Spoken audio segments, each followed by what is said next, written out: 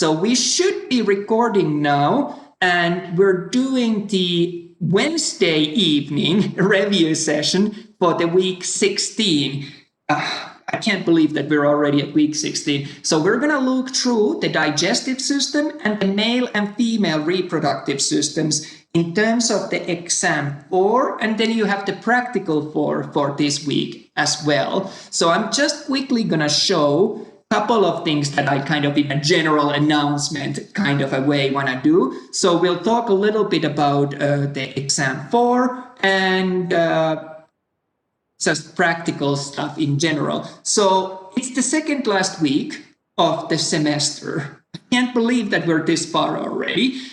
So next week, we will do the finals week activity, which is really just a simple activity that doesn't take you a huge amount of time, but it opens up an opportunity. If you want to make that activity bigger, then you can earn extra points. So next week, by the end of next week, I want that all of you know exactly what score you've gotten on this course or what letter grade you've gotten. And then we'll work from there onwards if that grade isn't what you want it to be. This week, there is no new assignments. There's only the exam and there's only the practical. So any missing assignments that you have a chance to do, try to get those in. But I know, for example, for you, you do what you can and we'll take it from there. The exam has been set as a deadline for November 13th. Realistically, I'm quite happy and I'm expecting that I will get a couple of requests. And if I get a request, I open it for everyone. So I'm expecting that I might open it for the first couple of days of the next week as well. But I would really encourage that you try to get it in rather during this week. If you can't this week, then definitely Monday, Tuesday of next week. Because at the end of the next week, that's when the grades are finalized. And then you also have the lab practical 4. So what I've done, I prepared again a study guide for the exam 4. So it's available there on the canvas if you find it useful. I'm also going to go through everything using that. So let me just jump out from this. And I'm going to share the study guide. Here we go. So you should be seeing a screen of what you call it, PDF file. And I try to annotate it as we work through it. But I also want to keep this session so that, because I know you have to get to the other things, so I try to move through it by highlighting the key points. But it's always, I think, fair because I've shared certain tips and hints with others that you get a chance to see those as well. So that's why it's a good idea to go through it. So we're going to be looking at the digestive system in the first chapter. And really, this first part doesn't hold a huge amount of new information that would be totally groundbreaking for you. We talk about the digestive system and how digestive system breaks down sugars into energy. That's basically all that your digestive system does. It takes sugars and turns them into ATP. And we remember that happened at the level of mitochondria. But that's not really something that I would ask in an exam, and neither is the next thing. I'm just trying to set the scene, so to speak. But what we notice is that as a waste product of the cellular respiration, which is breaking down sugars into ATP, we're left with carbon dioxide and we're left with water.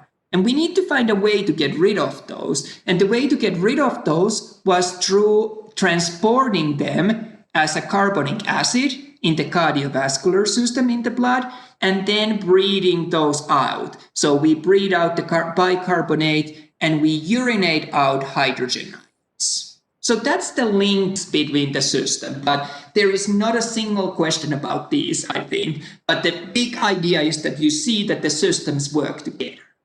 But now we're getting to the really important stuff. So digestive system, we can think of different functions for it. And I think that the 4 ones that I have listed here are pretty good ones. So first of all, our digestive tract is nothing but a tube. It starts at one end and ends in another end. And we need to get the food into that system. So one of the functions is let's take in food. And the order of functions is that let's get rid of what we cannot use. So we're eliminating any undigestible remains. So those are the 2 functions that are kind of logical. And then we have 2 other functions that are the really, really important part in this. So let's see, I'm taking a different highlighter. So what I would like you to know, and what is going to be a question in the exam, is the difference between digestion and absorption. And we're going to go through that. So digestion refers to the process where we take food into our body and we break it into smaller components. So we're breaking large molecules into smaller molecules. That's what digestion does. Digestion's function is take the food that we get in and just break it small. And once it's small, then those small molecules are able to pass from this tube inside us to our bloodstream or to our lymph or to our interstitial space. And this process is known as absorption. So digestion and absorption are different things. And there is going to be a question about this. This is kind of an important concept to know. That remember, digestion was all about breaking large food particles into small, and absorption was letting those small particles tend to cross into the body. So those are 2 essential concepts that I'd like you to feel very, very comfortable. They are important things to know about. In terms of the movements that we see in the digestive system, there's 2 movements. And again, I'd like you to feel comfortable with these. These are an important concept that you've seen in other chapters, but an important concept that you'll keep seeing also elsewhere as you continue your studies. So there's 2 movements. And the first movement that we'll talk about is this peristalsis.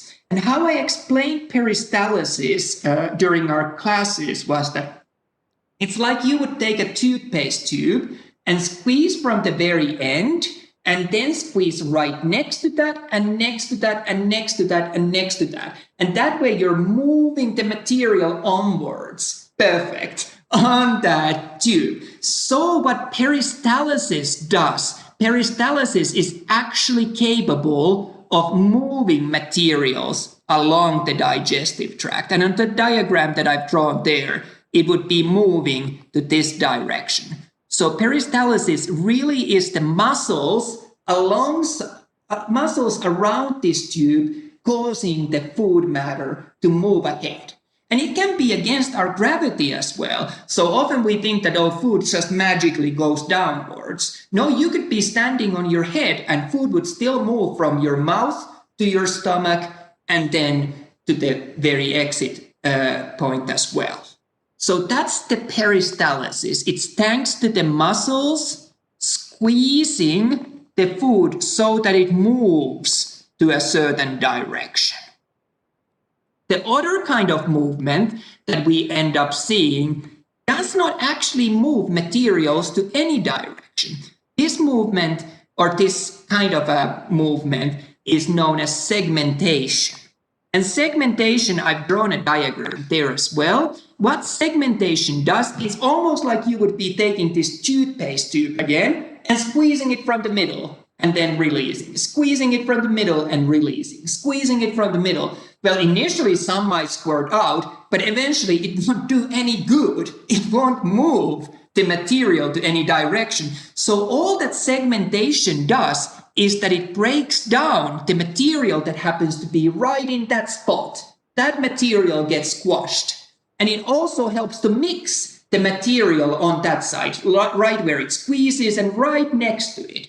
So segmentation simply breaks down and mixes material So I kind of try to explain it with an arrow that goes both ways. It doesn't really take it anywhere. It just kind of on that local spot mixes around, breaks down what's on that local spot. So those are the two types of movements, and both of them are important ones to know. If you want to know like the really key concepts on these chapters, that's the digestion and absorption, and then it's the peristalsis and segmentation. Those are probably the four most important terms of the digestive system. So at any point, if you have questions, just shout out. I will otherwise just move ahead.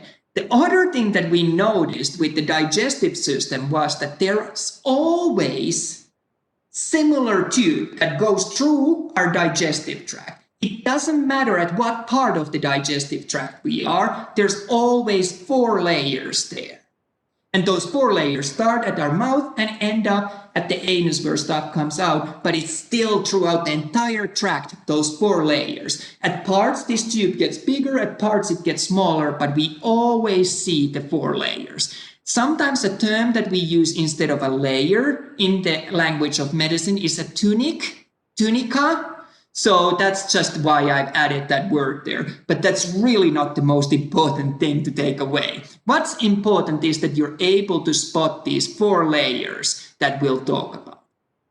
And we're going to start looking through those from the center of the tube. So we'll work our way from the middle of the tube and then move outwards. So I have here a cross section of this tube. So we'll start here from the middle of the lumen and then move outwards. So that's the order how we're looking at them. Nothing says that this is a layer 1. It just happens to be layer 1 in my graph.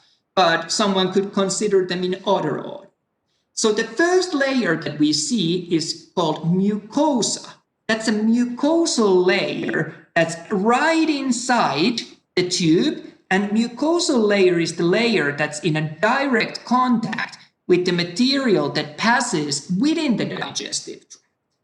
So if you think what would be the function of the mucosa, well, we want to protect all the other layers underneath the mucosa. So it forms this kind of a protective layer.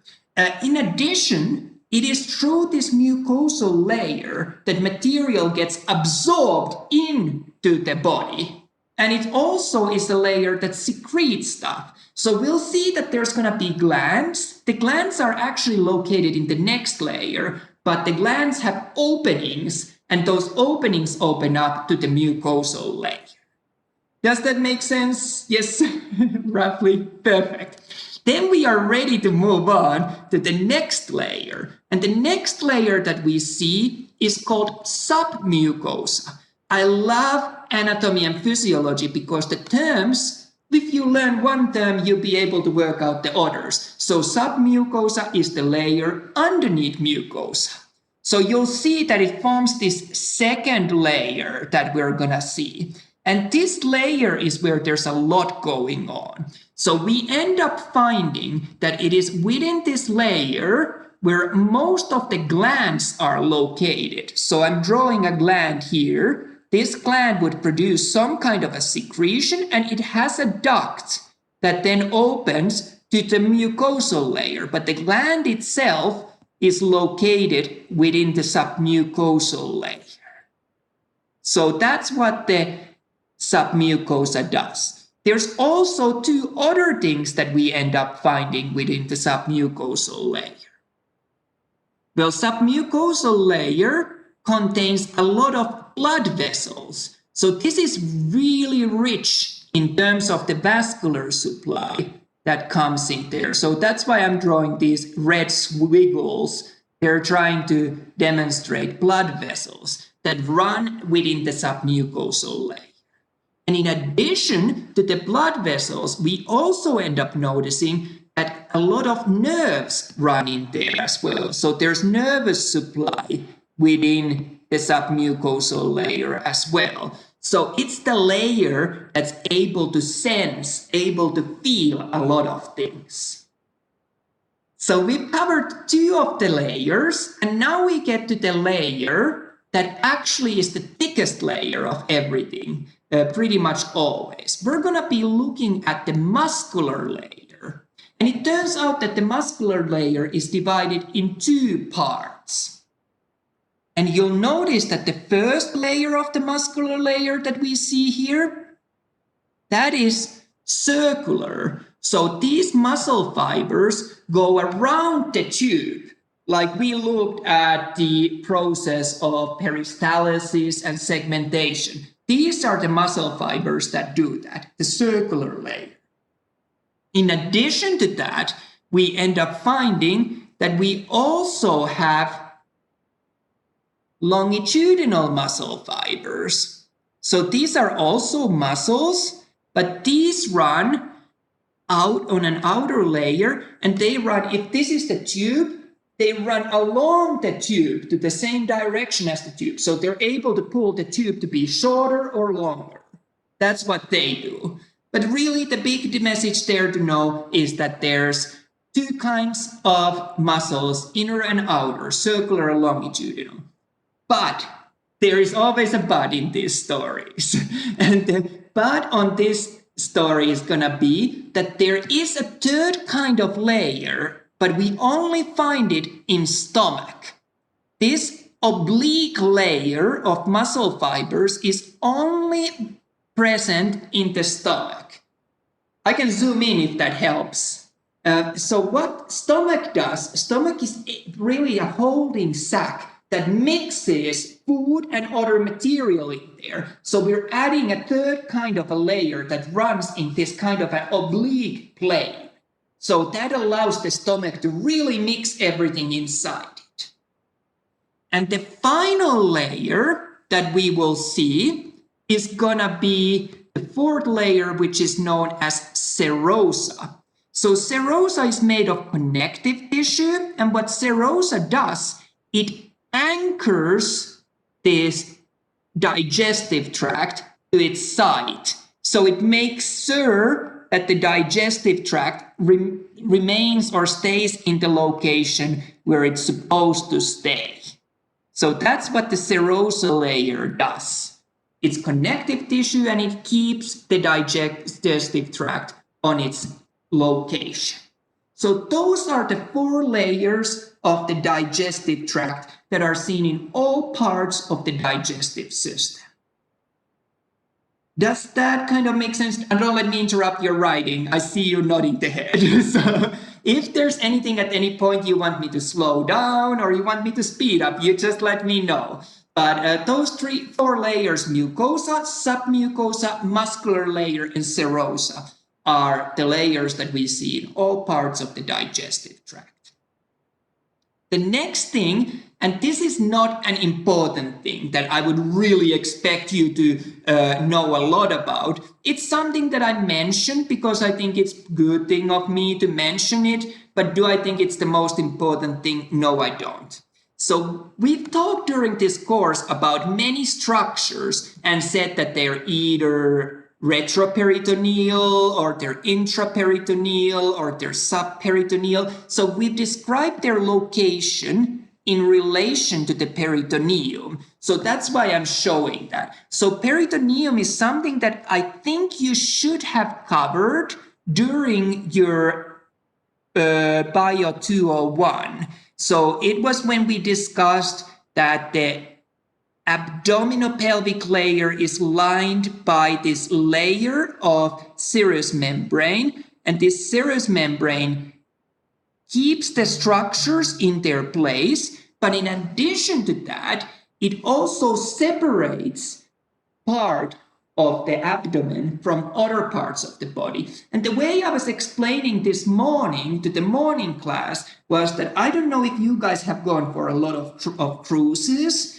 I have not really. I've traveled on a container ships that can transport like the containers and goods from one place to another. And what these ships have, they have many compartments inside them, especially the areas that are underneath the water. So if there's a hit to the side of the ship, the water doesn't flow everywhere within the ship. So that's the same function as we have for the peritoneum, that it stops the water or stops the infection if we have somewhere in the body. It stops it from spreading to other parts. So that's the function of the peritoneum. And there's one part of the peritoneum, if you end up doing dissections, if you end up doing postmortems, that you see that's right on the abdominal cavity when you cut in from the anterior side. It's this loop, and this loop was known as greater omentum. If you're not planning to become a surgeon, you probably will not see it a lot. But that's just something that I wanted to mention in case you are ever running into it. That's called greater omentum. It's because it's the biggest, so it's the greatest. And omentum is just an anatomical term that we've given to it. So peritoneum is not something that I'm too worried whether you are going to become an expert of that. So just putting it out there.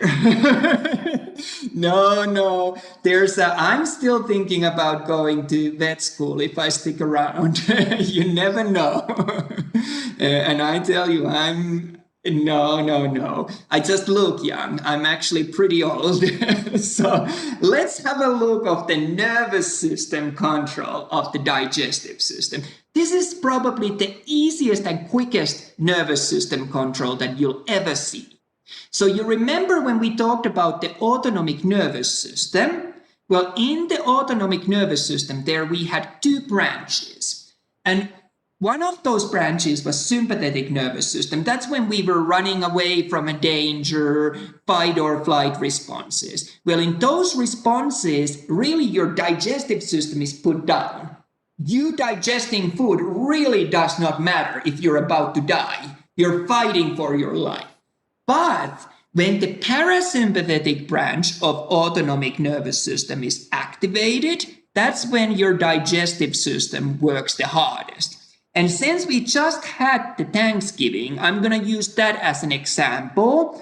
I know that not everyone celebrates Thanksgiving, but I'm just putting it not because I support one holiday over another. I'm just using it as an example. So on Thanksgiving, when you had a big, nice meal, and you sit down after that on a chair or on a sofa or wherever, you can almost feel sleepy. That's because all the blood is now rushing to your gut. At this moment, your parasympathetic branch of autonomic nervous system is active. And while it's active, your digestive system is working really hard. So this is the rest and digest branch of the autonomic nervous system. So that's the branch that controls the digestive system. Again, if I go too fast, you just give me a shout out. But the one to remember from this is the parasympathetic branch.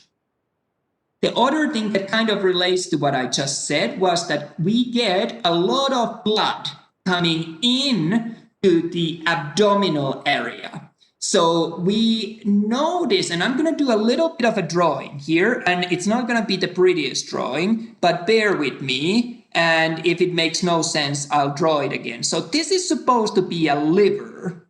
So we notice that we have a nice liver here. And then we're going to draw also rest of the digestive tract. Oh, I just lost my controls. Bear with me. There we get it. It's this software is not meant for drawing, but I'm gonna do the best I can with it.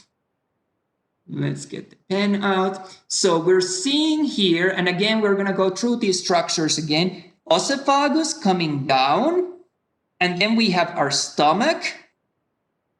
And after stomach, we have small intestines. And after that, we have our large intestines. And that's it. So that's our digestive tract for the abdominal area. So what we see is that there's a lot of blood vessel supply to this area. And all of this blood from this area actually goes to the liver.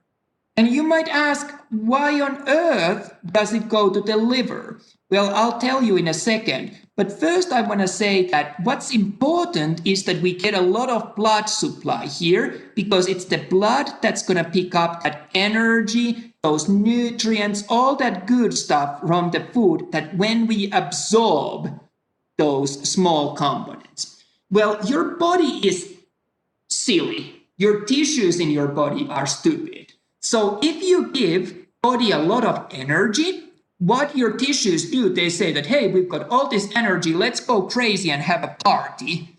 Well, that's not good because you would waste all that energy that you just got. So instead, by taking all that blood to the liver, we're able to store that energy. Liver is one of the responsible organs, so it stores all that energy to the liver. So that's why all the blood goes immediately to the liver from the abdominal. And this is not the next part in your exam. I'm just going to tell it in case you're ever wondering. I have worked a lot with patients who have serious issues with their liver. For example, people who have consumed alcohol for a great amount of time, and as a result, their liver is damaged. They might have liver cirrhosis. What happens with patients with liver cirrhosis is that this blood vessel actually grows through the liver, and liver does not store the energy. The energy just goes right to the tissues. And you actually notice that these people who should be highly overweight because they're drinking so much alcohol, and alcohol contains a lot of energy, they're not fat because they're not storing that energy at all. So that was just a side branch, not something that I'm expecting you to know. Then we move on to the mouth, so oral cavity. So you often hear various different terms being used. I think that the oral cavity is the most common. They do have big belly, that's true. You'll see that we often talk about oral cavity. The other term that you might see being used is buccal cavity. So just so you're not surprised if you see that term being used. Well, one of the things that we discussed during our review of this chapter was that where does digestion start? And I often get students telling me that, oh, it starts when the food goes to the mouth. But this is now more of my view, but not just my view. If you've ever seen something that you really want to eat, let's say that you're a meat eater and you see that nice steak there on a barbecue, it kind of makes you already produce saliva. Just the sight of that, or the smell of that, or even just the thought of that good food that you're about to eat starts you to produce saliva. Well, if you've studied psychology at all, you've heard about Pavlov's dogs. They were given food, and every time that they were given food, we rang a bell. So eventually they associated the sound of the bell to the fact that they started salivating. Well, saliva contains already digestive enzymes. What saliva contains is salivary amylase, which actually breaks down starches. So I would make a statement that you start digesting even before the food reaches your mouth. So just the sight, smell, or thought of a food can make you already digest it. So that's a question in the exam. I can tell that there is where does the digestion start? So now you know that even before the food enters your mouth. Exactly, that's a good example. So let's have a look at the functions of the mouth. Well, of course, mouth is the route through which food enters. In addition, we are constantly screening the food that enters into our body. So we have a good sense of taste. We also physically test, does the food feel right on our tongue? We can smell it. So mouth does all these things. And in addition to that, of course, when we talked about the respiratory system, we saw that mouth plays an important role also in production of the speech, so communication. But that was just kind of an introduction. Let's have a look at the boundaries of the mouth. So at the front, anteriorly, we have our lips. Laterally, we've got our cheeks. Superiorly, so the roof of the mouth is made of a palate. And I'm going to draw a diagram here. I know already that it's not going to be the prettiest diagram I've ever drawn, but let's see that there's a nose, and then there's a lip, and then there's the roof of the mouth. And then we have a jaw that comes here. There's the lip, and there's the floor of the mouth. We have a tongue there, and so. And here's the roof of the nasal cavity. So the palate forms the roof of the mouth. And what we notice that we've got more anteriorly, so at the front, hard palate, and that's hard palate because there's bone inside it. And posteriorly, we've got soft palate. That's because that's only the soft tissue. There's nothing of a bone inside. And at the very end of it, we have a uvula, that hanging projection. So that's something to know. Inferiorly, like I said, our oral cavity is lined by the tongue, and posteriorly, we have an oropharynx. So if you're struggling with the pharynx, remember that was the part that we saw also with the nasal cavity. So we have nasopharynx, but that's not something that we're interested on this chapter, because that's only for the respiratory system. Behind the mouth, we've got an oropharynx. That's shared both by digestive and respiratory system. And then we have at the very bottom, laryngopharynx. That's also shared by the respiratory and digestive system. One word that I do like you to be familiar with is going to be vestibule. Vestibule is this space between the gums and lips. So this space here. And vestibule, if you translate that word in English, that means a chamber. So really this area between your gums and your lips and your cheeks is a chamber. That's known as vestibule. So that would be a good word to know. So the space between the gums and the lips.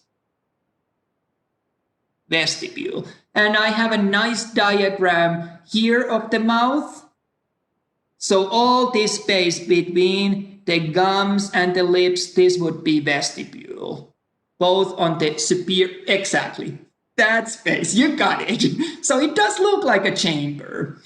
What else could we know about the mouth? Well, I have here a little story about the tongue. So we notice the tongue is not just a single muscle, it's made of a bunch of different muscles. I don't think I have many questions about tongue or any questions about the tongue in the exam, but something that you might want to know, it is skeletal muscle, so we're able to control it voluntarily. We're able to choose. Tongue does a lot of things. It helps us to taste things. It helps us to mix the food in our mouth. It helps us to form a ball of the food and saliva.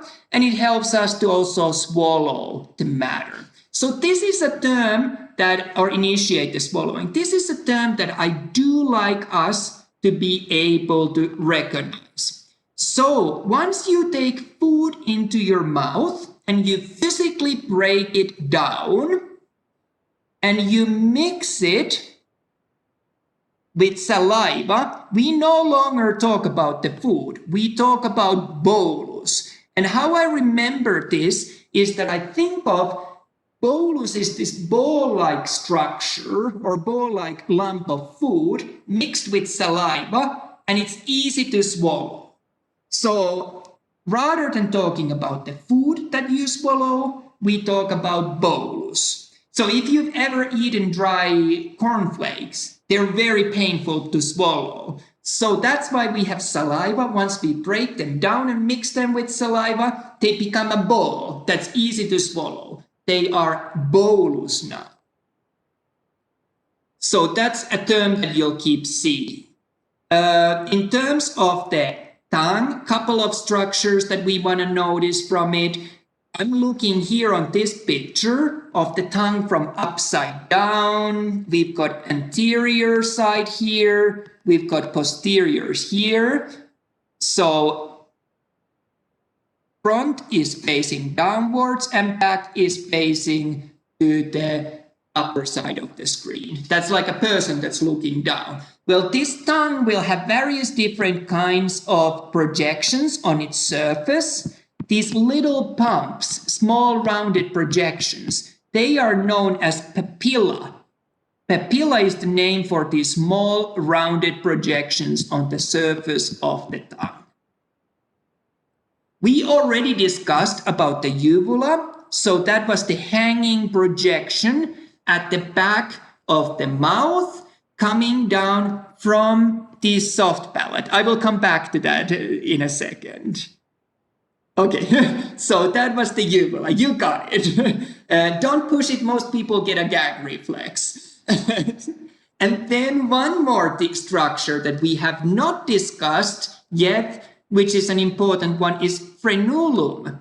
Frenulum is a band of connective tissue. And I've got a really good picture that I can use to show you what frenulum is, because I draw that picture. I think it's really good. I always think that my drawings are really good, but they're not. So we're going to come back there. But you'll notice that the frenulum is this connective tissue band underneath. Oh, that color isn't going to show up at all. Let's find another color. Underneath your tongue. If you look, you'll see this connective tissue band there. You'll also see a frenulum running from your gums. Perfect, you got it. From your gums to your lips, there's another connective tissue band. And there's also one on your upper mouth, upper part of the mouth at the very top. So these are known as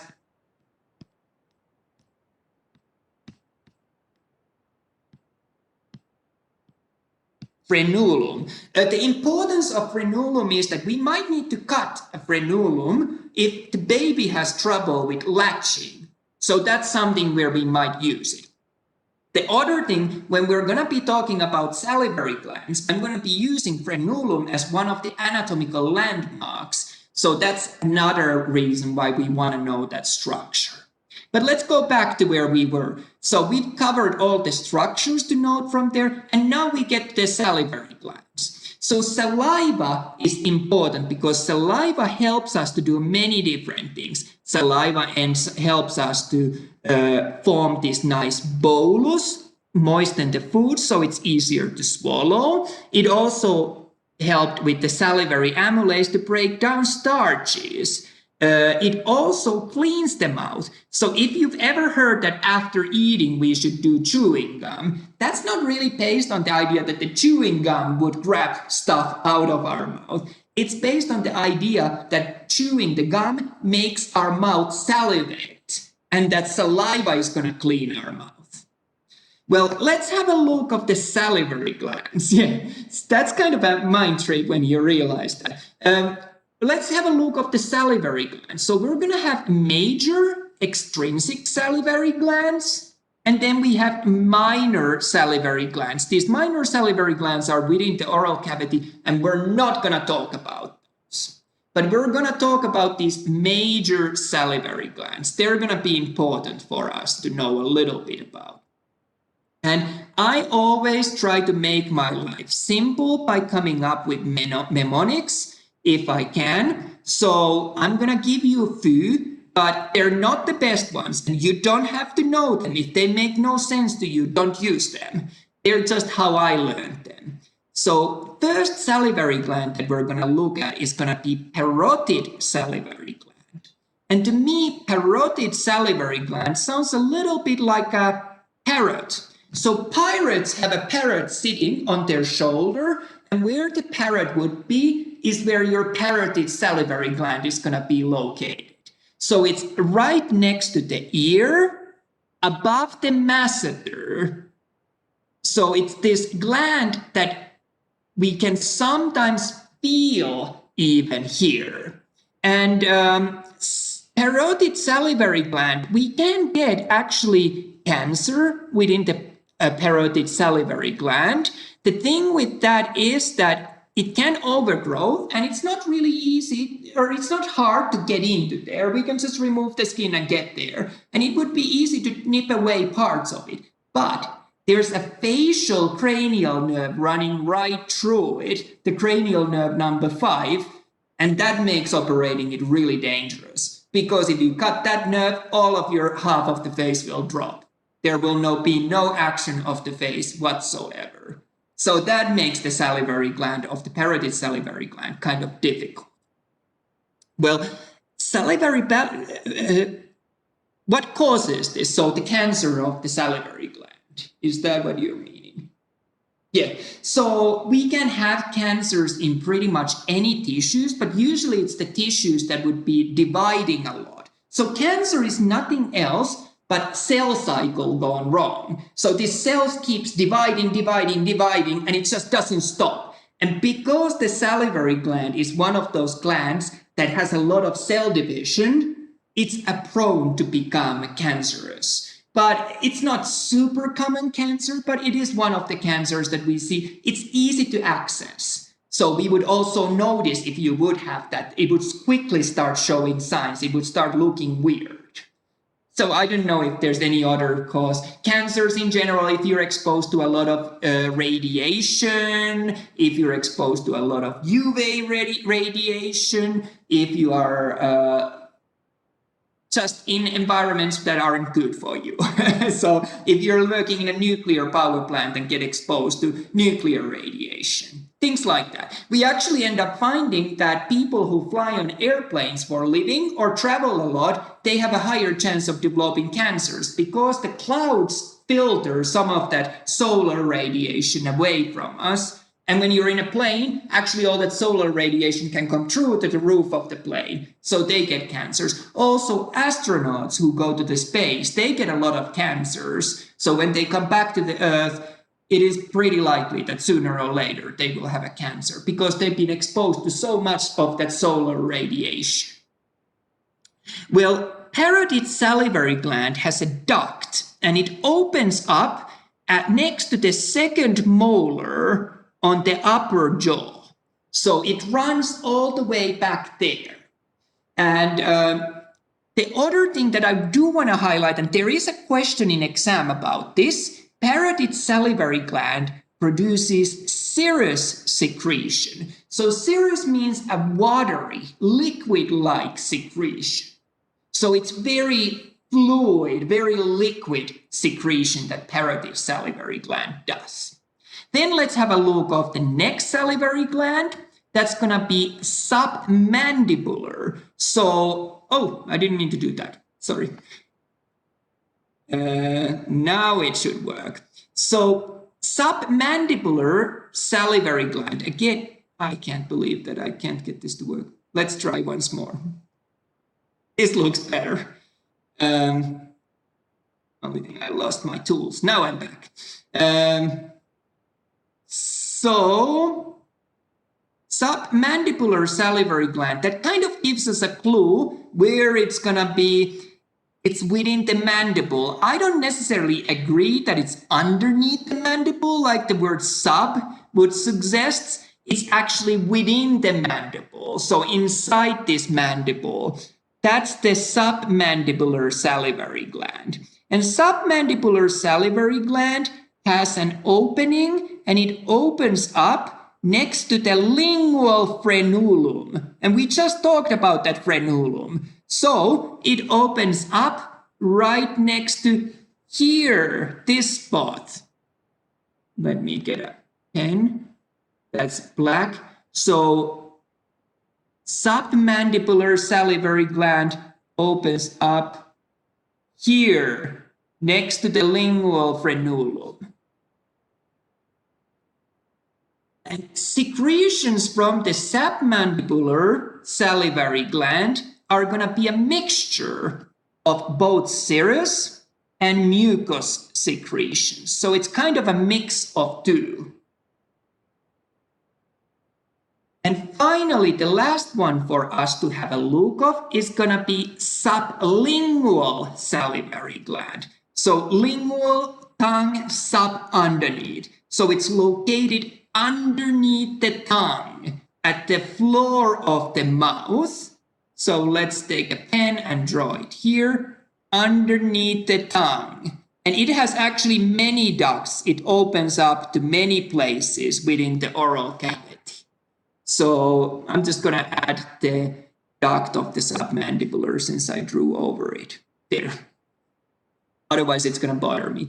Sublingual salivary gland produces secretion that's very mucous. So it's very thick secretion. So in the exam, I seem to recall that I do ask that which of the glands produces which kind of secretions. So I would know these, and I would know which salivary gland produces which one. So that's all that I'm going to say about the salivary glands. In terms of the teeth, I've spent a lot of time working with oral anatomy. The easiest way to learn them is to divide the mouth into 4 quarters, and then we just work our way through each quarter, starting from medially and anteriorly. So let's start with incisors. There's going to be 2 incisors in each quadrant. They are perfect. Those chisel-shaped teeth, kind of a flat, ideal for biting things into like apple. So they're perfect. They're kind of those flat, nice teeth that are able to dig into those things. The next one, there's only going to be 1 per quadrant.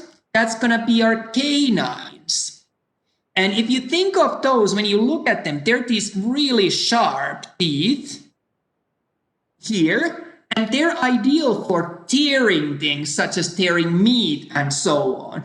A lot of Hollywood people, you'll notice that they've had their canines sanded down because they think that it looks perfect. Our tiger teeth, that's a really good one. I'm going to hold on to that. I love that description. So I'm just going to make a note of that here so I'll never forget. And I'll always think of you when I teach of that.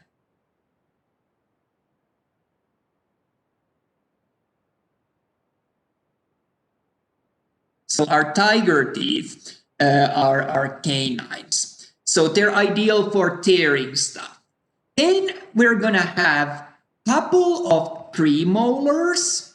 There's 2 of those per quadrant. They're also sometimes called as bicuspids. So you can see either one of those words being used. And finally, we have our molars. And there's 3 of those.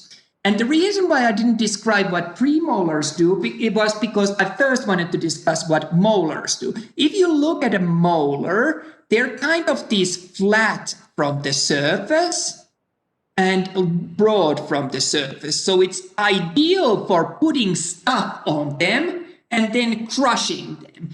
Because here our jaw is really strong. It's also ideal having things there and then grinding whatever you're eating. So it's able to really break down whatever we put on our molars. And premolars are just something in between or not quite as prominent as molars, but something between the molars and canines. So they're not quite as prominent.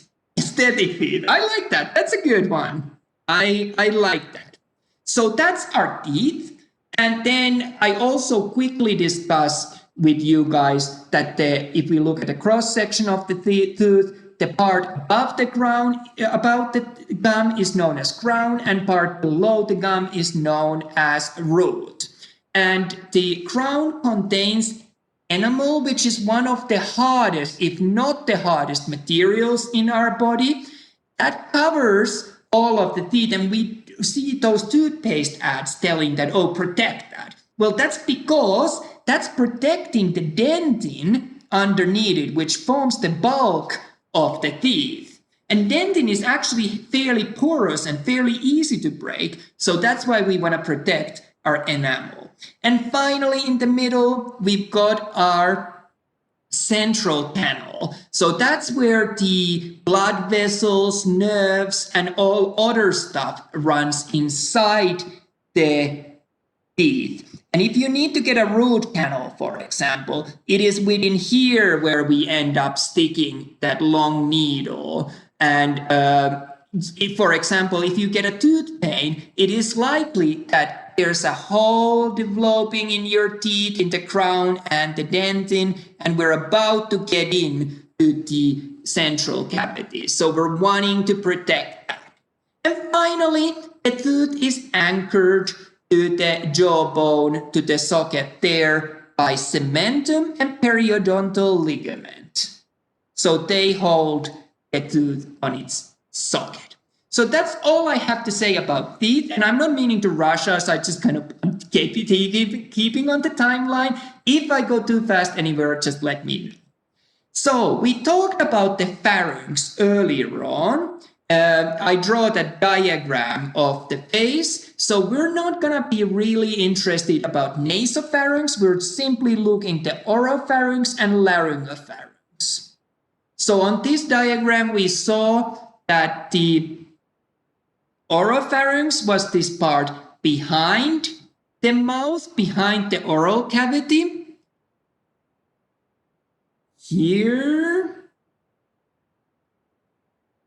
And laryngopharynx was the part below it, inferior to that. There's nothing new to say about them that we wouldn't have already discussed. Then one term that I do want you to know is deglutition. Deglutition is the proper medical term and that we use for talking about swallowing. And I often like asking my students in an exam, this is a hint, would make a really good question in exam, that is swallowing voluntary or involuntary? Well, turns out that the start of the swallowing is voluntary. You can choose, I'm going to swallow now, but I can see you know the answer. The rest of it is involuntary. Once you've started swallowing, it's going to happen whether you want it or not. So it's a good trick question to ask in an exam. So know that swallowing, which is also called deglutition, is both voluntary and involuntary. Starts voluntary, but once started, it cannot be stopped. It becomes involuntary. Well, the next structure that I want to talk about quickly is going to be our oesophagus. So in UK, in British countries, we put an O in front of that. That's why you're always like, why is he speaking weird? But that's just British spelling. You Americans spell it differently with just E, but we add O in front of that. So that's how I've learned to pronounce it. So if you get confused, that's the reason. So oesophagus is simply a muscular tube. There is no digestive functions. There's no absorption functions. It simply transports the food from the mouth to the stomach. And that's one of the very few tubes that actually goes through the diaphragm. There's aorta that goes through the diaphragm and inferior vena cava, but that's about it that I can think of. So oesophagus is one of those, and why I mentioned that will become obvious later on when we talk about hernias. So that's all I have to say about oesophagus. It does nothing else but transport the food. Then we get to the stomach. And we often think that stomach would be like when we speak with layman people, when we speak people who are not very familiar with anatomy and physiology, they say that, oh, stomach is really important part for our digestion. Well, really, there is no absorption whatsoever. Oh, I didn't mean to highlight everything. There's very little absorption happening in the stomach. It's only a storage pouch for food. And now things get, again, in terms of the language, confusing. So earlier on, I said that you cannot speak about food. Once you've broken down food and mixed it with saliva, it's called bolus. Well, once bolus reaches stomach and gets mixed with stomach acid, now we call it chyme. So another term that we use for it. And stomach is really poor in terms of the absorption.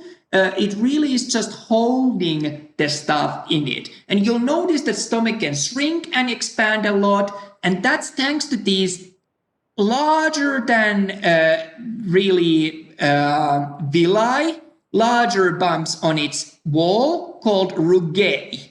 So rugae gives us this chance to extend and shrink the stomach as needed. And I'm so sad that we're not meeting face to face, because I always bring a stomach, or if at least I bring a rat, and then we discover its stomach. When we open the stomach, we can see these bumps inside the stomach. These are rugae. So they serve a purpose of giving stomach a chance to stretch and shrink as needed. Stomach is full of stomach acid, so that acid will become important when we talk about it in just a few moments. I'm just not wanting to reach out. Let me know if I'm going too fast. We're going to draw a stomach now, or I think that I've kind of given it on your printout version, but I'm still going to go through with it, you as well. So we're going to have different parts of the stomach to notice, but before we start talking about that, we see that here we have the oesophagus. It brings the food to the stomach. So oesophagus comes down here, and the first part of stomach that we're going to see is called cardia. Cardia is the part where the oesophagus joins with the stomach. That's the first part of the stomach. Then we have another part that's an important to know. I can wait if you're taking pens. The most superior part of the stomach is called fundus. So the very top part.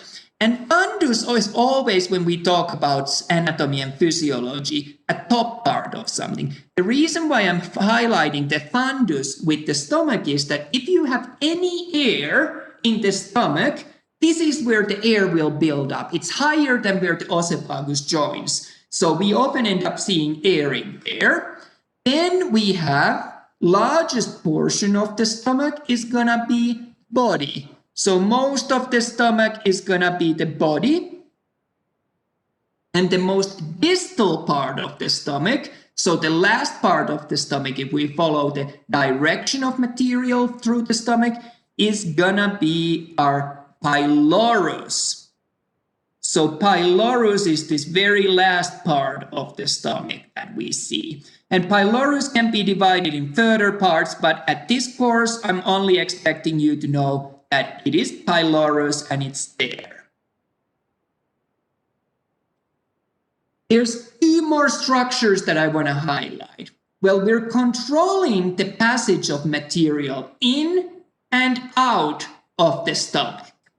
So you have here, right before the oesophagus joins the stomach, something that we call lower esophageal sphincter. In reality, there's no muscle bands. It's just a physiological sphincter. But that sphincter prevents us from having acid reflux. So if the sphincter fails, all of the sudden stomach acids are able to climb up to the esophagus and irritate the lining of the esophagus. This eventually, if this doesn't get gotten under control, will lead into ulcers developing.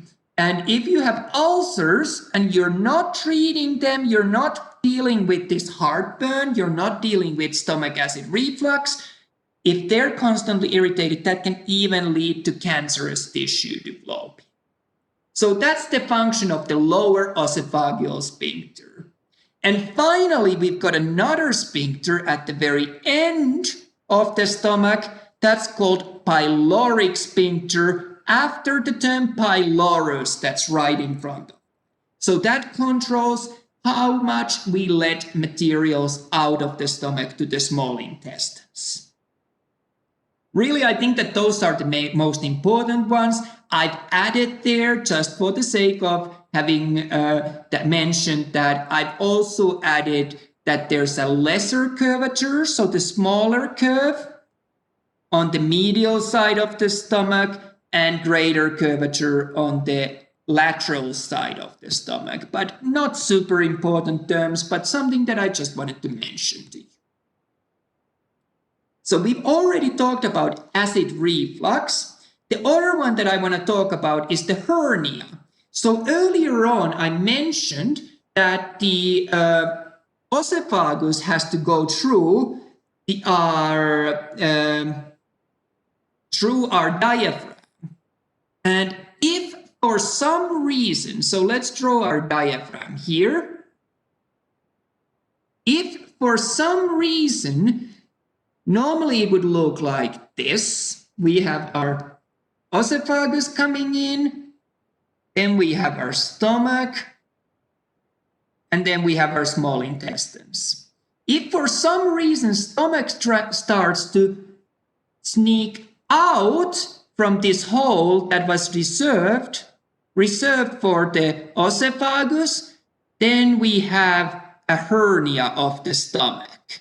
That can happen sometimes, and that's not necessarily dangerous, but it's something that we want to be aware of that can become a problem. So hernia is whenever a certain part of the body bulges out from the hole where it's not supposed to bulge out from. That's hernia.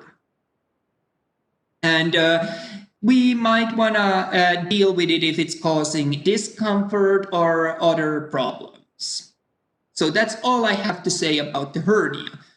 Finally, I've also mentioned gastric ulcer. I'm not going to ask anything about that in the exam, but just if you're wondering, so stomach acid, if it starts burning through the lining of the stomach, we get gastric ulcers. And the reasons why this could happen could be, for example, if we're taking a lot of aspirin, there's a limit to how much aspirin you're supposed to take, because otherwise it will break the stomach lining, or if there's a certain kind of bacteria. So how we treat this is that we try to reduce the production of the stomach acids. And of course, if there's a bacteria involved, we give antibiotics. But really, that's just for your good knowledge, but not something that I'm going to ask. The secretions of the stomach, we talked about those on the lecture video, and I think that the lecture video addressed them quite nicely. Do you want me to go through those? Thumbs up or thumbs down? You feel good about them? Yeah, let's jump on, because I want to get to the female reproductive system since the extra credit is from that. And what we see, its stomach is poor for absorption.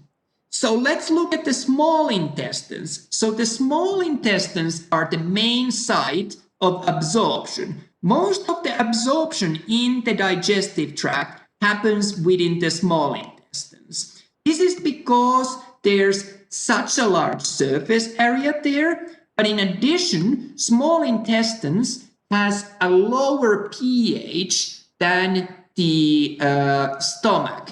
So we're bringing the pH to much more neutral, and when pH is more neutral, a lot of the enzymes are able to start working. So we might have those enzymes already within the stomach, but they're not able to work. But once they enter the small intestines that have a more neutral pH, they start working, and that's why a lot of absorption is happening there.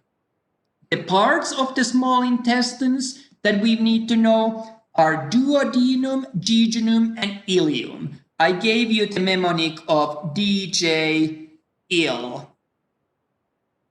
Duodenum is the very first part, and then jejunum and ileum, you can't really tell where one ends and another one starts. They're just kind of a physiological parts. So those are our small intestines. After small intestines, we get to the large intestines. And large intestines don't really help with absorption of the food or energy. What we absorb in the large intestines is actually going to be water. So until this point, everything within the digestive tract is going to be very liquidy, very fluidy. So if you've ever had diarrhea, that's what the stuff is when it travels through the small intestines. By the time we get to the large intestines, we pick up all the water from there, and now we end up developing feces. So they're the dry material. Oh, bless you. Let's look quickly through the large intestines. So I'm just going to draw a diagram. Oh, I didn't mean to do that. Let's take that. Hopefully this will work now. So there's again our esophagus, there's our stomach, there's our small intestines, duodenum, jejunum, and ileum. And then we get to the large intestines. So let's have a look. I didn't mean to highlight all of that, so don't let that throw you off. For some reason, my finger just slipped. So the first part of the large intestines is known as cecum. Cecum is this first ball right after the small intestines end and large intestines start. From cecum, we've got a little part hanging out that's known as appendix. An appendix can get inflamed. You don't really need appendix. So you ask me, why do you have an appendix then? Well, you have an appendix because that was an evolutionarily important structure. While we still were eating much more heavily plant-based diet, that's where the bacteria that helped us to break down the plant material. So we don't really have that anymore use for it, and it will slowly disappear. So it's just something that remains from evolution. Then we're going to have a look of the colon. The first part of the colon, climbing up on the right side from the bottom to the upwards, is going to be ascending colon. Then across the abdominal cavity from the right side to the left side is going to be our transverse colon. Then down on the left side from the up to the bottom, it's going to be our descending colon. And finally, at the bottom, we're going to have our sigmoid colon. It looks a little bit like an S, and it opens up as rectum. So those are the parts of the colon that would be good to know. And finally, I'm just going to show the accessory organs really quickly. We're not going to spend a lot of time on those. So liver is the largest gland that we end up finding in the body, actually made of 4 lobes. So we see the liver here. What's important for us about the liver is that liver is the site where bile is produced. So I always ask this in an exam because even people working in medical field, for some weird reason, seem to get confused about this. It is the liver that produces the bile. So bile is produced in the liver. And then we get to the gallbladder, which is the site where bile is stored. So bile is stored and concentrated within the gallbladder. So the function of the gallbladder is not production of the bile, it's the storage and concentration of the bile. And final structure that I want to show is the pancreas. So we have pancreas, and pancreas is a weird one. It's both exo and endocrine organ. We're interested on the exocrine function, which is the production of the pancreatic juice.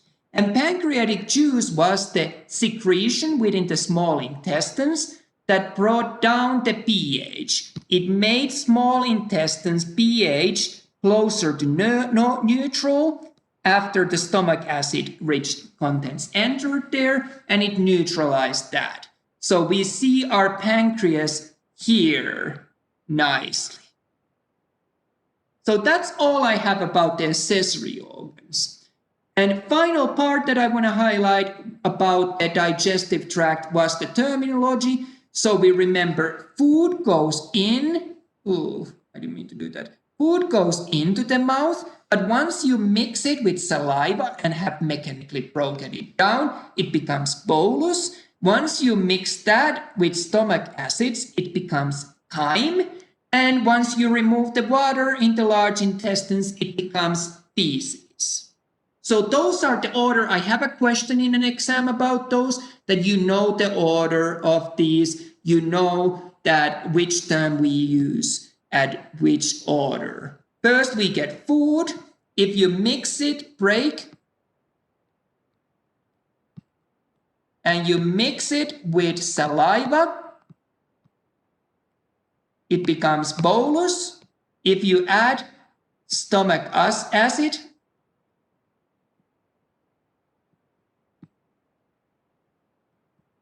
it becomes now chyme. And then when you remove the water, it now becomes feces. So those would be good ones to know. I can't hear, but I hope that you're just revising those. Good. So what I'm going to do, that's all you need to know about the digestive system. what I would like to do, if that's okay, I would like to jump to the female. Okay, chili fries, you make me laugh. I would like to look at the female reproductive tract first, and then we'll have a look at the male reproductive tract if we have time, because males are simple. Females are more complicated. There's more going on there. So we're going to look at this diagram, which we drew during the class, but I just want you to know the different parts of that, because I don't remember where you in the class and were you able to see that.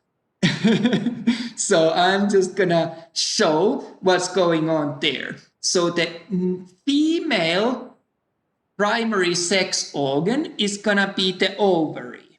So ovaries are what produce both the sex cells, so egg cells known as ova or oocyte, and also the sex hormones. That's going to be estrogen and progesterone. That's produced by the ovaries. And what ovaries do, they produce this egg cell, but interestingly, the egg cell doesn't move directly to the next part of the female reproductive tract. Rather, egg cell is shed from the ovary to this pelvic cavity space. It leaves the female reproductive tract, and then it gets grabbed back into the female reproductive tract by a structure called fimbriae.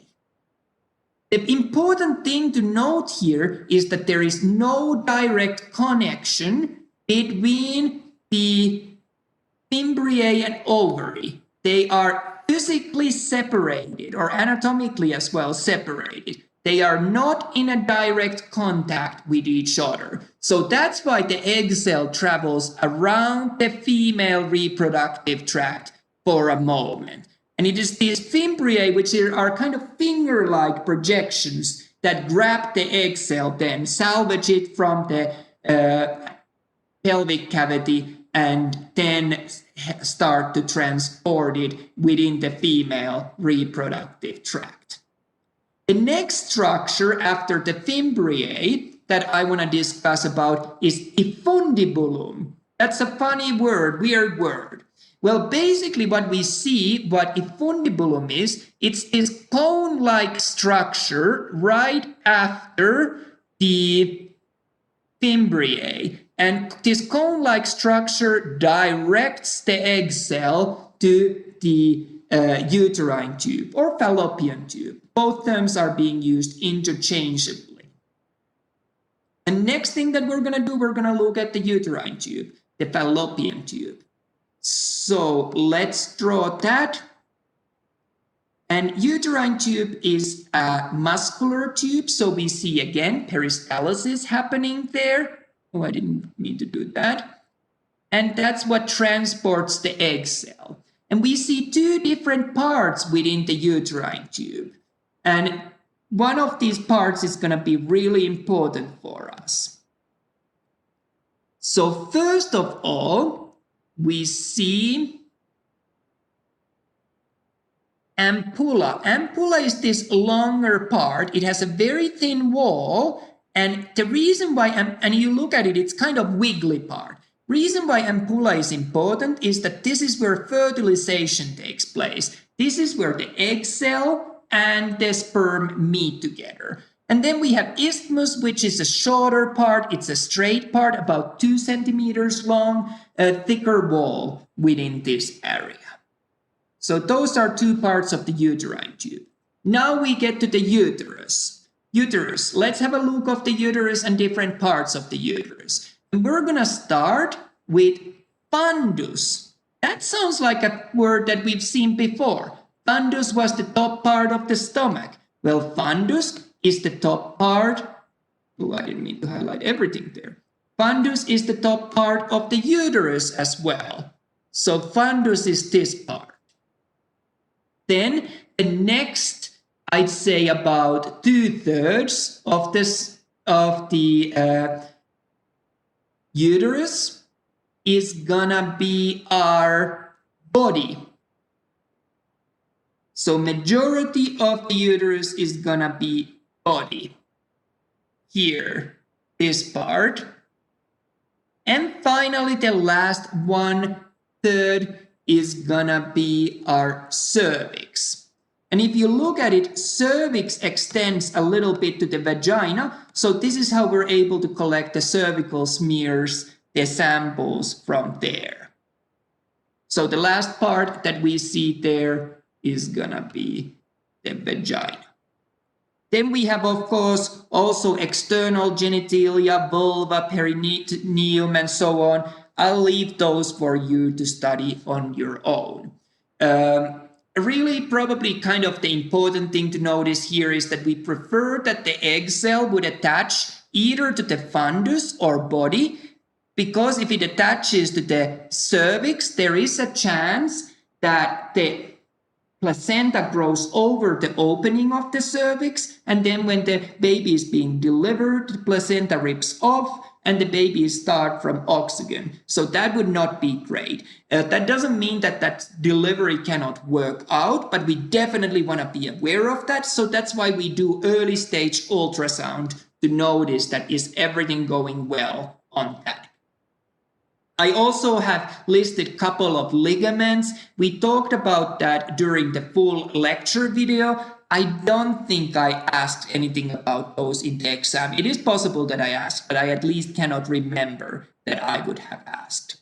But the reason why I wanted to start with the female reproductive system is this diagram. This is gonna be your extra credit question. So in the exam, you can earn a lot of points by answering to this question. And remember, you cannot lose any points. There's no way that you would lose any points by answering to this question. I'm also telling you ahead of the time that it's an extra credit question, so you can type the answer to that ahead of the time. The question is basically going to be that tell me everything you know about control of the female reproductive tract in a hormonal manner. So hormonal control of the female reproductive tract. So let's walk through this. I have explained this in great detail on your lecture video as well, but I'm going to explain it here as well. This diagram, I've drawn it, but every textbook has something similar. So everything starts with the hypothalamus. And hypothalamus sends a signal to the anterior pituitary gland. And that signal tells the anterior pituitary gland to release gonadotropins, two kinds of hormones. The first hormone that we will have a look of is going to be FSH. That stands for follicle stimulating hormone. And what follicle stimulating hormone does is exactly what its name says.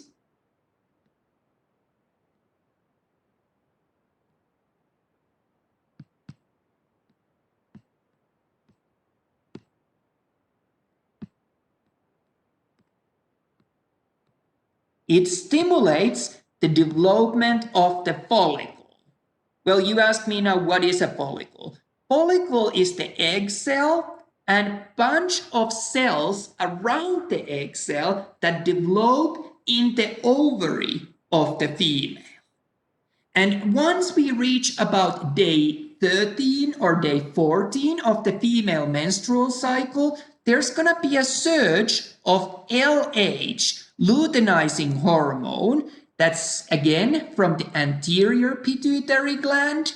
And this surge of luteinizing hormone causes ovulation to happen. So the egg cell is shed from the follicle. And what happens next is quite interesting.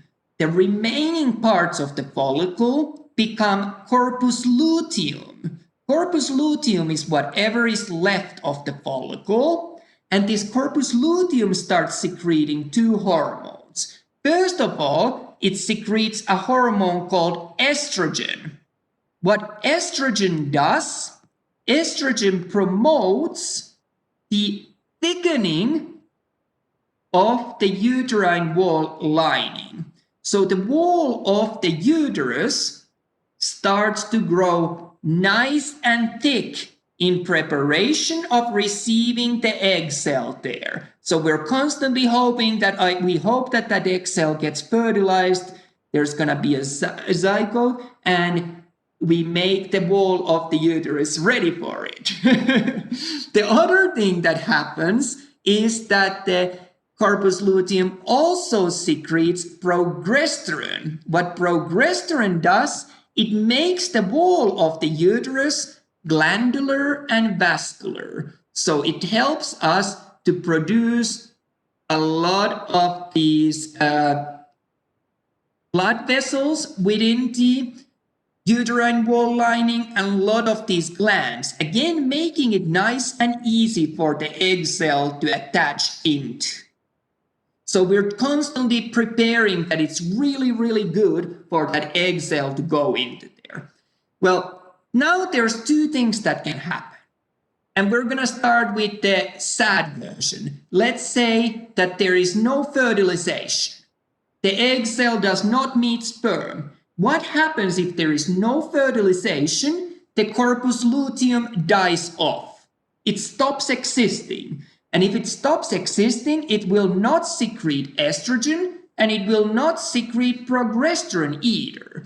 And if it doesn't secrete these two things, the uterine wall lining will be shed and we will have our menstrual bleeding. So this is how we get rid of the uterine wall lining if we do not get fertilization. That's when we get the menstrual bleeding.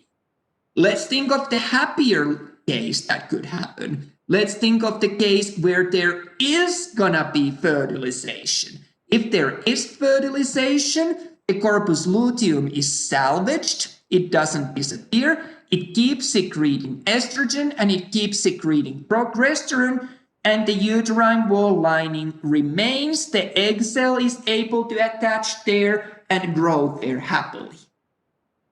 So those are the two scenarios. Of course, in that case, there will not be menstrual bleeding if the corpus luteum is salvaged. So that's the female reproductive system's hormonal control, and that's the extra credit question. You can earn a bunch of extra points in the exam by knowing this. I know that you have your class starting any minute now. And I will have this also as a lecture video available, so you can check it out.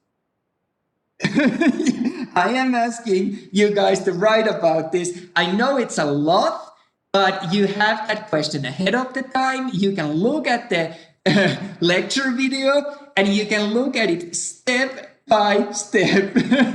I'm glad you like it. It's one of my favorite. No. I'm saying you are going to ask dudes. I am. I love that. I think you should. I think they should. I was on my university on. I think they should understand it a little better. Yeah, well, they would understand better. And I was on my third year of university when we had this as a final exam question. And the males filed complaints because females have a working model of this. So they have an advantage. And I just said that, you know what, the females don't think of this either. They had to learn it as well. So right, we don't know this stuff. I don't know this. This isn't absolutely. Something that I think that most of the dudes. I'm like, yeah, but they're not. That's not true. Concept, and I really recommend that you look through either this recording or then you look through the lecture video, because this is a really. No, I'm saying like this is not something that I would. But this isn't born knowledge to females. No, it's not. You know what I mean? It's not, and I think that it's. But we have to study this just like they do. Just because it happens to us. You don't know what's happening with a follicle and stuff. But I thought it was so funny that the guys complained. So ever since then, I've had it as an exam question, because once someone complains about something, I never drop it.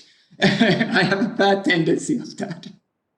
So that's the female reproductive system. And really, the last thing that I mentioned that we have menstrual bleeding, which we call menses. You have the first menstrual cycle that we call menarche. And then you have menopause, when the menstrual cycle has stopped for 1 year. And then I said that the mammary glands, the function of the mammary glands was the production of the milk to feed the baby after pregnancy. And I think humans are really weird species because we're the only species that after infancy keep drinking milk and not the drink of our own species, milk of a cow. So we make no sense whatsoever. I don't drink milk. I think that I feel ethically compromised seeing how a lot of milk production happens. I used to work on a dairy farm. I drink coconut milk. That's better. So only thing that we have not discussed is the male reproductive tract. Did you have a chance to see that when we did cover that chapter? I think we drew it together, didn't we? We did, and then you said something about how you had a paper that you wrote. Or something that didn't... I don't even remember what I said. Do you want to, we've got minutes before your class starts, do you want to go through the male reproductive tract, or are you quite happy? No, I really don't have time. My class starts in 10 minutes. Yeah. I have to put a different shirt on. I have to wear an orange shirt. Okay, well, I think in that case, we should wrap it up for this. There is going to be a recording available if you want to check the male reproductive system, but we've already covered it. There's nothing new. Really, the big thing that I wanted you to see was this hormonal control of the female reproductive system. It's not something that you're required. You can still get 100% on the exam, but by answering to this question about hormonal control of the female reproductive system, there's a chance to earn a bunch of extra points. If you write a kick-ass good answer, you can get even 200% on the exam. But don't go crazy. Just write whatever you can ahead of the time. Remember, every word that you write is more extra points. Okay. That's the paper you wrote. So this is it. Not to say it out loud. This is it that I have for this review session. I hope that it helped you. If there's anything that I can do to help, drop me an email. Or drop me actually Canvas message. I am there much more. I'm going to go through grading all of the work. What's the difference? What do you mean Canvas message? Oh, you mean like in Canvas, go to your... Yeah, when you write them, not an inbox. Write to me in the Canvas. If you send me an email by going to the email, it goes to an email account that I have to log in separately, and sometimes I don't do it every day. Oh, okay. Because I always send you emails to in the inbox, don't I? I do. No. You send me messages correctly on Canvas. That's easier for me to see. If you send me an email as I'm writing my name and whatever, Chandler community college.edu, those I don't get. Yeah, no, I don't ever do that. Yeah, exactly. Yeah, no. So I checked to see what was the best way, and you said that wasn't the best way. Yeah. I checked. So what you're doing is perfect. Keep doing that. Okay, I'm going to let you go so you get ready for your class. I really appreciate all your hard work. Let me just pause the recording. So I'm just continuing for the sake of recording. And what I'm going to do on this recording, I'm going to wrap up by discussing about the male reproductive system. So let's have a look at the different parts of the male reproductive system. And we're going to start with the male primary sex organ, which is going to be, of course, the testes. So testes has a function of producing both the sperm, which is the male sex cell, and also sex hormones, which on this case are going to be, of course, the androgens, mainly testosterone. And then let's have a look at what else do we see with the male reproductive system. We're going to look at first the epididymis. Epididymis is the structure located right on top of the testes.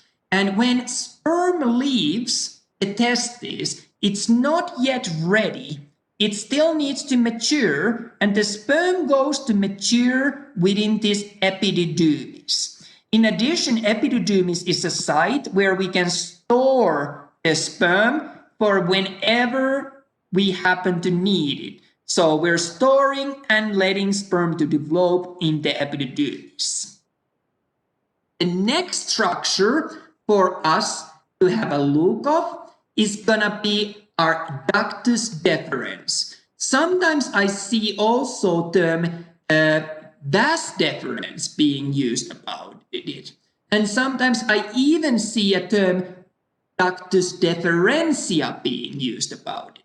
So this is one of those that when a structure is important, we tend to give it many different names. Well, let's have a look at the path of the ductus deferens or vas deferens. It leaves from the epididymis, climbs up, goes around the urinary bladder, over and behind it, and then ends there. When we look at the structure of the ductus deferens, we'll end up noticing that it's a muscular tube. So this muscular tube and the muscular structure of it helps us to transport the sperm along this duct. So now sperm has traveled to the end of the vas deferens or ductus deferens. And what we'll notice next is that at the end of the vas deferens, there is an expansion of this structure. And this expansion is known as ampulla. So you'll see that it's just a wider part at the very end of this duct that we just had a look. That's called ampulla.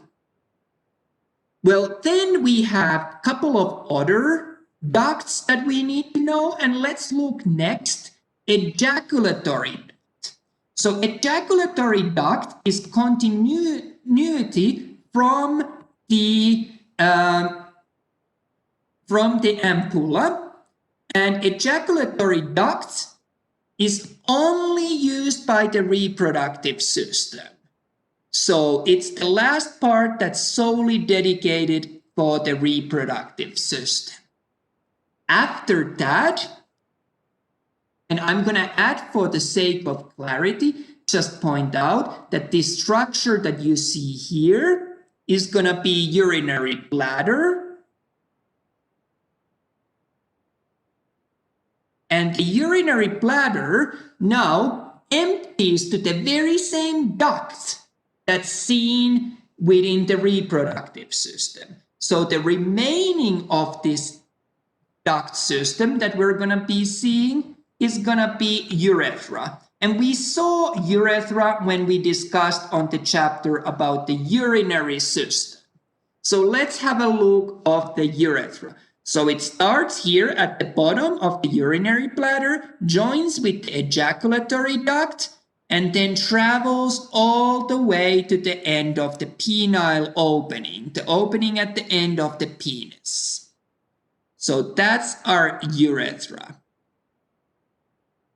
That's shared both by the reproductive system and the urinary system. And this is why males sometimes afterwards, after sex, get a need to urinate to clean up this tube.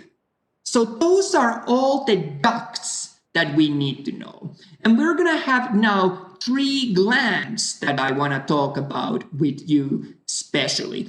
And you'll notice that we're seeing glands in the male reproductive system, a bunch of these, but we didn't see glands really that much in the female reproductive system. So that's just something to make a mental note about. So let's finish off this diagram by looking at these different glands. And we're going to start with the seminal vesicle. Seminal vesicle is located right next to the ampulla on the posterior side behind the urinary bladder. So it's going to be this gland here. And seminal gland plays an important role because the secretions from the seminal gland are released to the ejaculatory duct, where they meet the sperm that has now traveled a long way. I'd say that we're about halfway through the journey of the sperm within the male reproductive system. And at this point, the sperm has burnt off most of its energy. So what seminal vesicle secretions do, they contain a lot of fructose, which nourish that sperm cell. So sperm cell is getting a lot of energy so that it's able to now pick up energy and continue its journey in the male reproductive tract. Well, the next structure, next gland that I want to show you is going to be, and I'm just thinking of what color to use for it, is going to be prostate. So you might see the prostate here underneath the urinary bladder. And prostate does contribute to the secretions of the reproductive tract as well. And I'm just recoloring the ejaculatory duct because I want us to still see it. And in addition to that, I'm recoloring the first part of our urethra. They both go through the prostate. So what you might hear sometimes is that prostate, there's an extensive growth of prostate in older men. Most of us men will face that at a later stage of our life, that the prostate starts growing too much, so it's a prostate cancer. Lucky good news is that the prostate cancer is usually very located. It doesn't spread to other parts, and we can deal with this quite easily. It's quite a common surgery to do. So what happens when there's extensive growth of the prostate? It ends up squeezing this ejaculatory duct and this urethra closed. And all of a sudden, we're having problems with urination, emptying the urinary bladder, and we're having trouble with also sexual intercourse with the sperm and semen not traveling through this part well.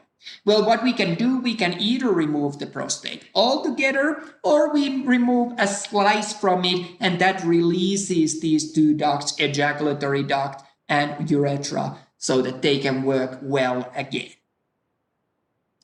And like I said, also the prostate contributes to these secretions in addition to the seminal vesicle. And now that we have various secretions within the products, not just the sperm, we start talking about semen. So semen is a combination of sperm and various secretions. Well, the last gland that I want to have a look of is going to be bulbourethral gland or Copper's gland. We use both terms. It depends a little bit about the textbook, a little bit about who you're talking with. I think Copper's gland was named after the person who identified this structure.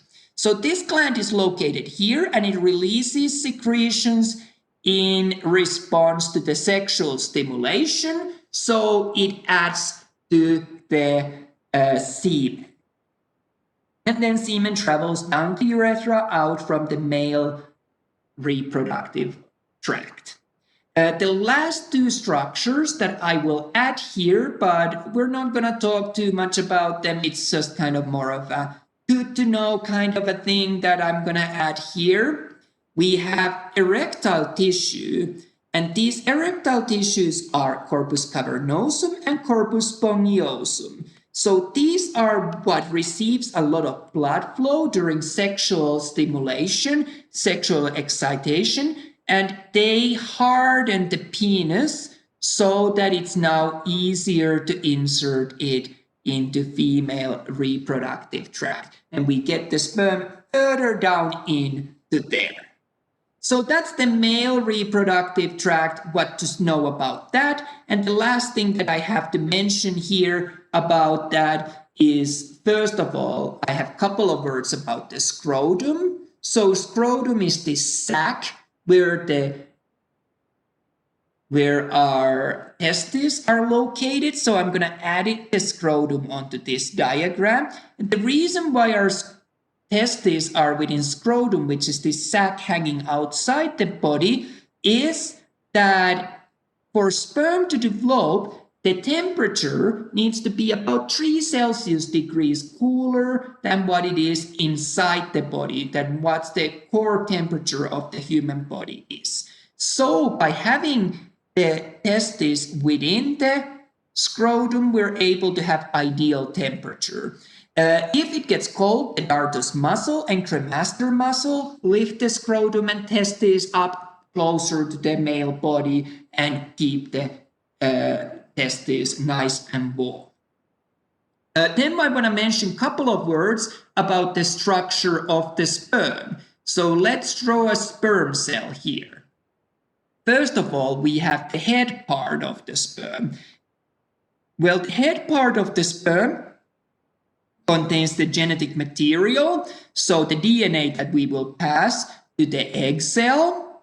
And in addition, it contains digestive enzymes that help the sperm cell to pass through the outermost layers of the egg cell.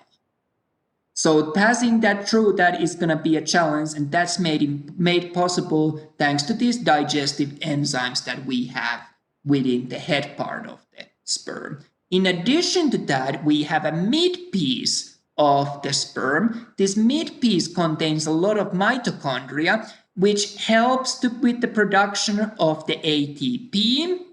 And ATP is needed for the tail of the sperm cell to do its job, which is locomotion. So it helps with the movement of the sperm. So this all consumes a lot of energy, and having these mitochondria here helps with that.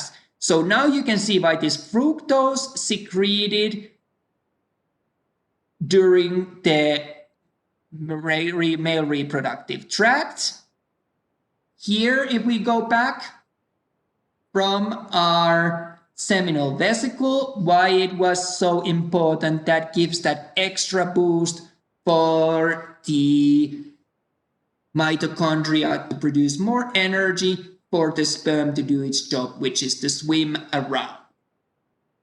I have mentioned here the hypothalamic pituitary gonadal axis. Really the big thing to remember from there is that all of these hypothalamus, anterior pituitary, and testes all work together to produce hormones, and they all interact.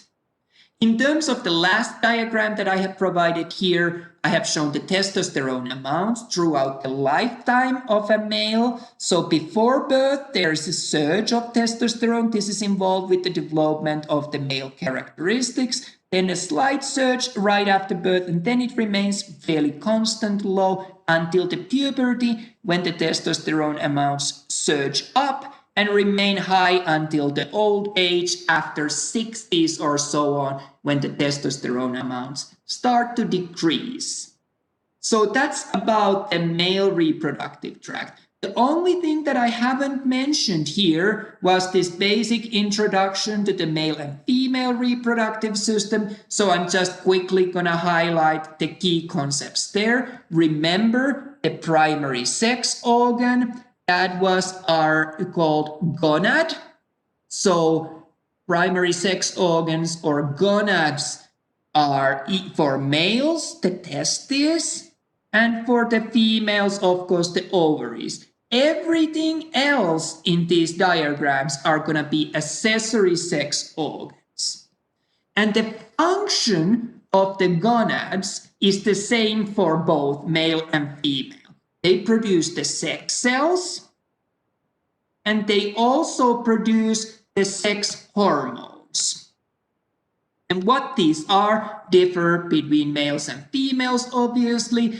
For males, it's going to be sperm. We talk about spermatozoa, a more medical term. And for females, it's going to be the egg cell. We talk about ova or oocyte. For males, the sex hormones are going to be androgens, mainly testosterone, and for the females, estrogen and progesterone. And the term for sex cell that we're going to use is going to be the gamete. So this completes, now we have covered absolutely everything that I can think of for our exam 4, like I said, do know the female control, hormonal control of the female reproductive tract and the menstrual cycle, and also what happens with the pregnancy or no pregnancy if you want to earn extra credits on that question.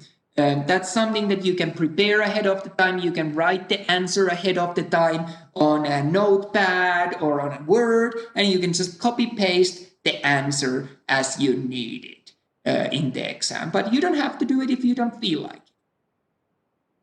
So as you saw, most of the review was about the digestive system. So digestive system is gonna be the emphasis of the exam 4.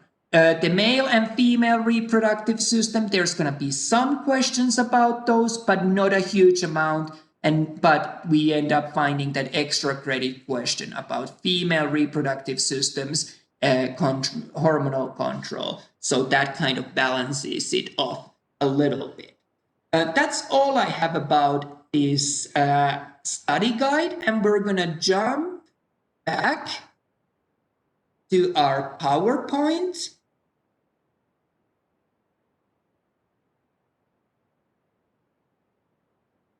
And just kind of finish off the very last things that I want to mention on this review session. You also have pretty good study guides for the lab practical. So there's all the structures that you need to know. They have been listed there.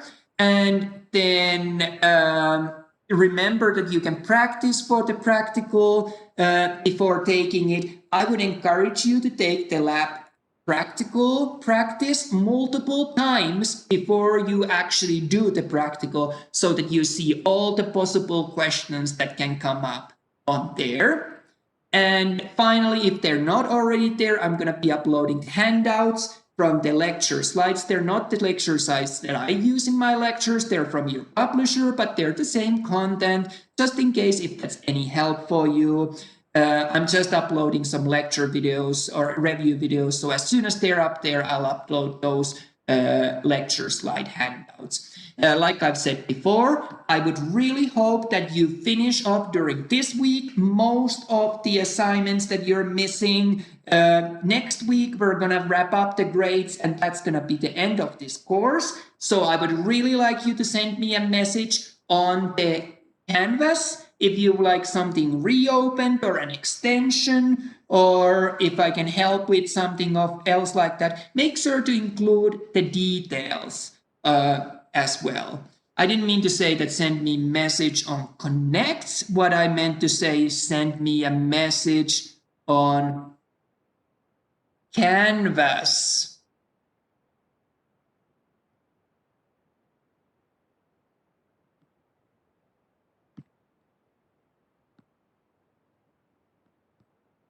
So Canvas messages are what I'm checking most regularly. I check my emails as well, but not every single day. The last thing that I want to say, that we do have tutoring available from the college, and I'm also available. You just have to let me know. And of course, I'm happy to answer any questions. Just let me know where I can help you. My goal is to make you all very successful on this course. And that concludes everything that I had for this week's review session for the exam 4. That's been our emphasis. So do let me know if I can help you. This concludes our review session for now.